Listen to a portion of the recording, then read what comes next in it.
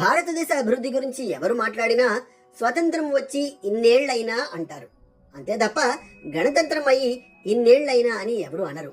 ఎందుకంటే భారతదేశంలో స్వతంత్ర దినోత్సవమే పాపులర్. గణతంత్ర దినోత్సవం గురించి ఎవరికి అవగాహన పెద్దగా ఉండదు. ఢిల్లీలోనూ రాష్ట్రాల రాజధానుల్లోనూ అధికారికంగా గణతంత్ర దినోత్సవాన్ని ఘనంగా జరుపుతారు.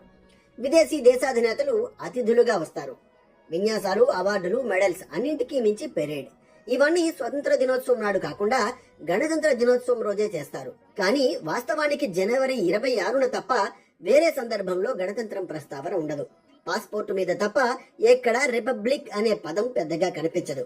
ఇంతకీ ఆ రిపబ్లిక్ డేకి ఇంత ప్రాధాన్యత ఎందుకు? రిపబ్లిక్ అనే ఇంగ్లీష్ పదానికి గణతంత్రం అని తెలుగు వాడుతున్నాం.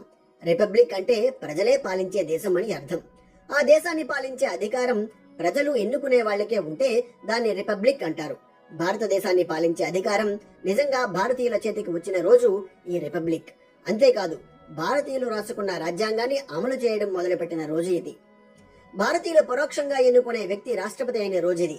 అదేంటి, స్వతంత్రం వచ్చినప్పటి నుంచే భారతీయులు పాలించుకోవడం లేదా అంటే ఓ రకంగా లేదనే చెప్పాల్సి వస్తుంది.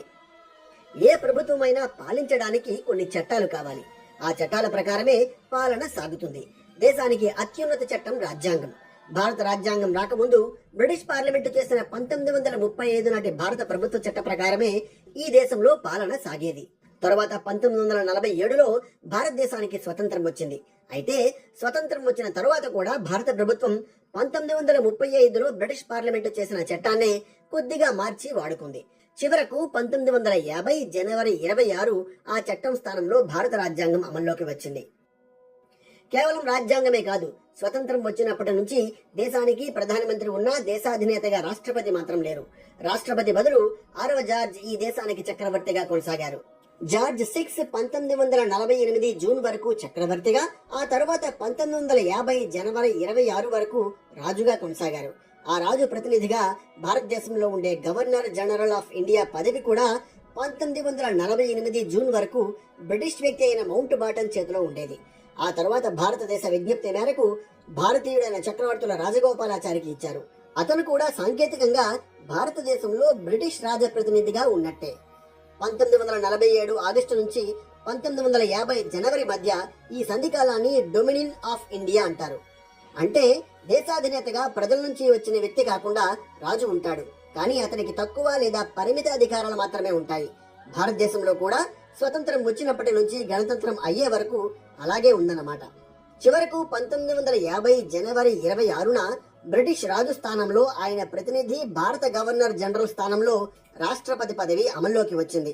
అదే రోజు అంటే 1950 జనవరి 26న భారతదేశ మొదటి రాష్ట్రపతిగా బాబు రాజేంద్ర ప్రసాద్ పదవిలోకి వచ్చారు. అంటే జనవరి 26న భారతదేశం సంపూర్ణంగా భారతీయుల పాలనలోకి, భారతీయ చట్టాల ప్రకారం వచ్చిందన్నమాట. అంతా బాగుంది, కానీ ప్రత్యేకంగా జనవరి 26నే ఎందుకు ఎంచుకున్నారు? దీనికో ప్రత్యేక కారణం ఉంది. వాస్తవానికి రాజ్యాంగాన్ని 1949 నవంబర్ 26నే తీసుకున్నారు, కానీ జనవరి 26 నుంచి అమలు చేశారు. ఎందుకంటే జనవరి 26వ తేదీ కాంగ్రెస్ పార్టీ సంపూర్ణ స్వరాజ్యం అనే పిలుపునిచ్చిన రోజు.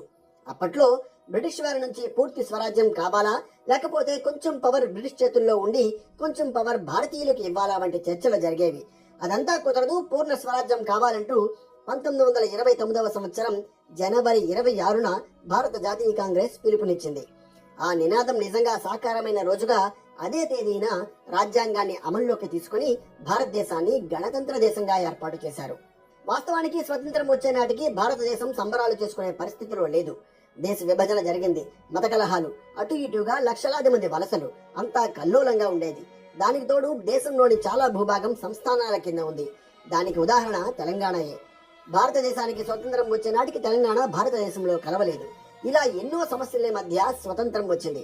కానీ గణతంత్రం అలా కాదు. భారతీయులు ఏరి కోరి తెచ్చుకొని ముహూర్తం పెట్టుకుని జరుపుకున్న సంబరం ఇది. విశేషణాలతో చెప్పాలంటే ఆధునిక భారతదేశ అధినాయకుడిగా భారతీయుడే అందలం ఎక్కిన రోజుది. అందుకే నిజంగా అంబరాన్నంటే సంబరాలు జరుగుతాయి ఈ గణతంత్ర దినోత్సవం వేళ. భారతదేశాన్ని ప్రజాస్వామ్య దేశం అంటారు కదా, మరి మళ్ళీ ఈ గణతంత్రం అనే పదం ఎందుకు? ఈ రెండింటికి చిన్న తేడా ఉంది. ఏ దేశంలో దేశాధినేతను ప్రజలు ఎన్నుకుంటారో అది రిపబ్లిక్ దేశం అవుతుంది. ప్రజాస్వామ్య దేశాలన్నీ రిపబ్లిక్ కాదు. ఉదాహరణకు బ్రిటన్, అక్కడ ప్రభుత్వాధినేత ప్రధానిని ప్రజలే ఎన్నుకుంటారు. కానీ దేశాధినేతగా మాత్రం రాజు లేదా రాణి అనువంశికంగా వస్తారు. కానీ భారత్, అమెరికా వంటి దేశాల్లో దేశాధినేతలైన రాష్ట్రపతి లేదా అధ్యక్షులను కూడా ప్రజలే ఎన్నుకుంటారు. అందుకే భారత్, అమెరికా వంటి దేశాలను రిపబ్లిక్ దేశాలు అని పిలుస్తారు. భారతదేశంలో రిపబ్లిక్ అనే పదం వాడుక తక్కువే. కానీ అంతర్జాతీయ వేదికలపైన, వివిధ అంతర్జాతీయ ఒప్పందాల్లోనూ భారత గణతంత్ర లేదా రిపబ్లిక్ ఆఫ్ ఇండియా అనే వ్యవహరిస్తారు. ఏ దేశానికైనా అత్యున్నత పౌరసత్వ పత్రం పాస్పోర్ట్. భారత పాస్పోర్ట్ పై కూడా రిపబ్లిక్ ఆఫ్ ఇండియా అని ఇంగ్లీష్లో, భారత గణరాజ్య అని దేవనాగరిలో రాసి ఉంటుంది. అంతకుముందు బ్రిటిష్ కాలంలో ఇండియన్ ఎంపైర్ అని ఉండేది. ఎంపైర్ అంటే సామ్రాజ్యం, గణం అంటే జనం అని అర్థం. భారతదేశం సామ్రాజ్య పాలన నుంచి జనతంత్రంగా మారిన రోజుది. భారతదేశం సర్వసత్తాక సామ్యవాద లౌకిక ప్రజాస్వామ్య గణతంత్ర రాజ్యంగా మారిన రోజుది.